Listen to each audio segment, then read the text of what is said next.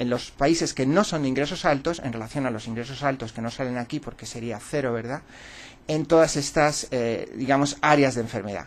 La única que es negativa, es decir, que hay mejor salud en los países de ingresos más bajos, es la salud mental. Pero el resto tienen un exceso de enfermedad muy importante. Quizás es otro factor a tener en cuenta, el problema de salud mental de los que tienen el poder. Bien. Bien.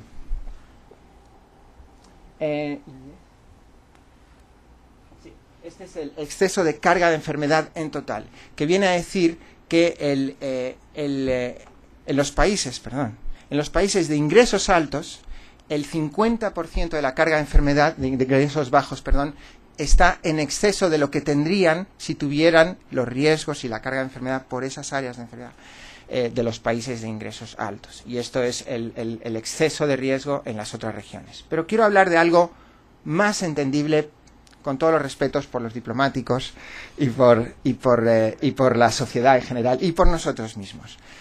Carga de enfermedad es un concepto, ¿verdad?, oscuro, que hay que explicar y además que tiene muchas interpretaciones y discusiones.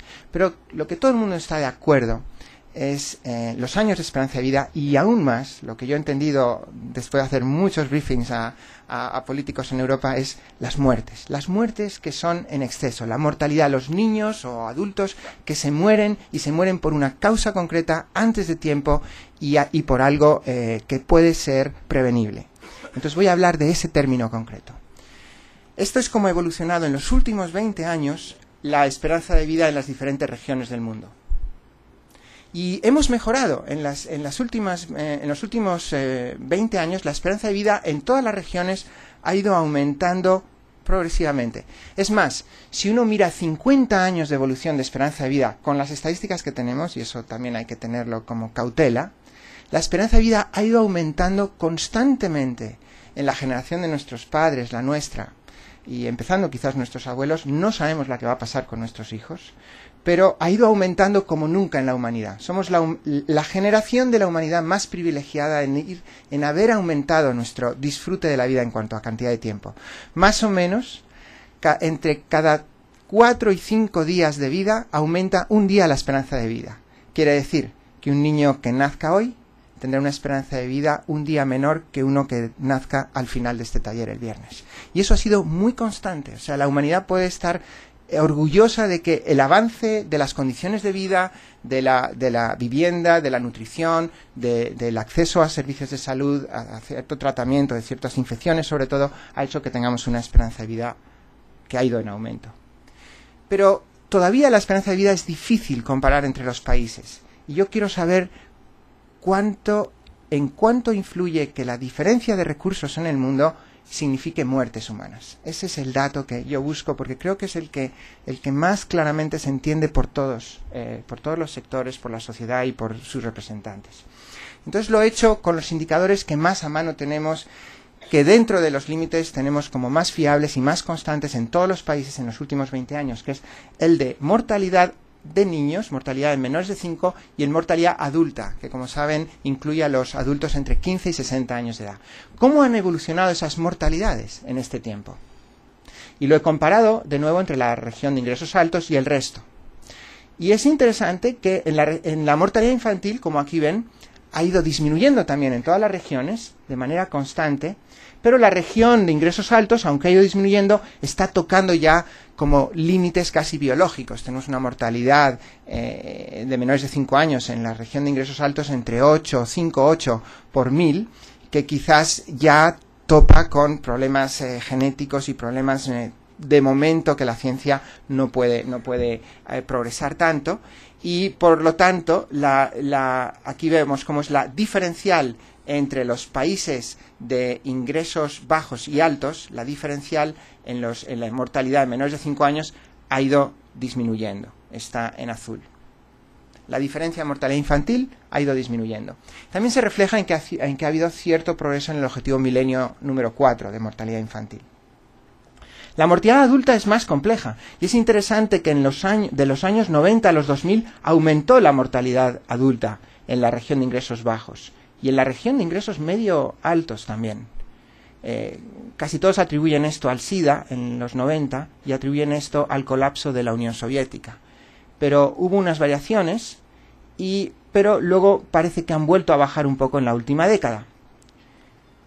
Lo que es importante reseñar aquí es cuál es el diferencial, esa es la equidad, ¿no? La media que haya mejorado es muy buenas noticias, pero ¿cómo ha evolucionado la desigualdad en salud en el mundo? Y esta es la mortalidad diferencial de adultos a través de estas décadas, pero esto de nuevo son tasas y no se interpretan tan fácilmente. Quiero las muertes, quiero el número de muertes y quiero incluso la proporción de muertes que se deben a distribución desigual de recursos. Y esto es, cuando aplicamos esas tasas diferenciales de mortalidad a la población demográfica, a la estructura demográfica de esos pueblos, tenemos el total de muertes que no hubieran ocurrido si el mundo tuviera los mismos indicadores que la región de ingresos altos. Y ese total de muertes está en torno a 20 millones, no ha cambiado mucho, pero lo que es, y esta es la distribución por adultos y niños, y esta es la distribución por diferentes regiones. Es más difícil interpretarla de diferentes regiones porque las regiones tienen diferente población total.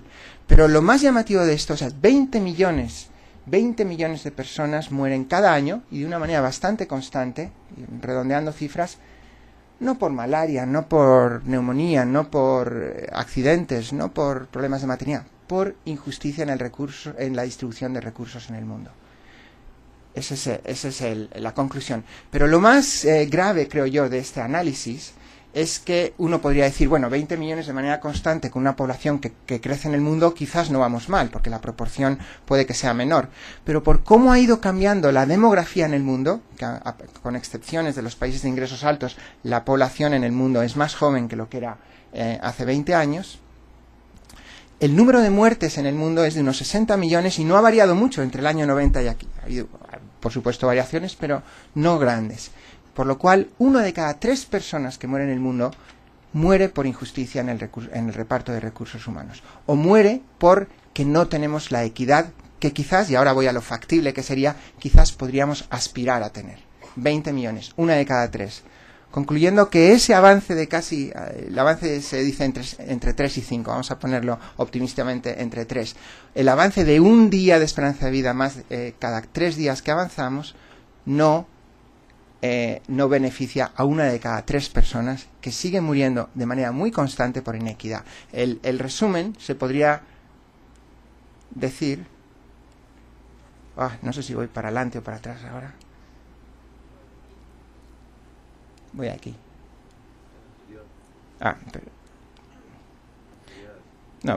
Prefiero poner una observación que es, esas son inequidades globales. 20 millones de muertes, la carga de inequidad global. 1/3 parte de las muertes es la carga de inequidad global. En cuanto a la variable económica, en cuanto a la renta per cápita, pero muchos podrían decir, ¿pero qué pasa con las inequidades nacionales? Si los países tuvieran una mejor equidad nacional, ¿cuál sería la carga de enfermedad por inequidad global? Y eso también tiene una manera de calcularse, y la carga de inequidad global es más o menos 2/3 partes la distribución desigual de los recursos entre los países y la distribución desigual dentro de los países a 1/3 parte.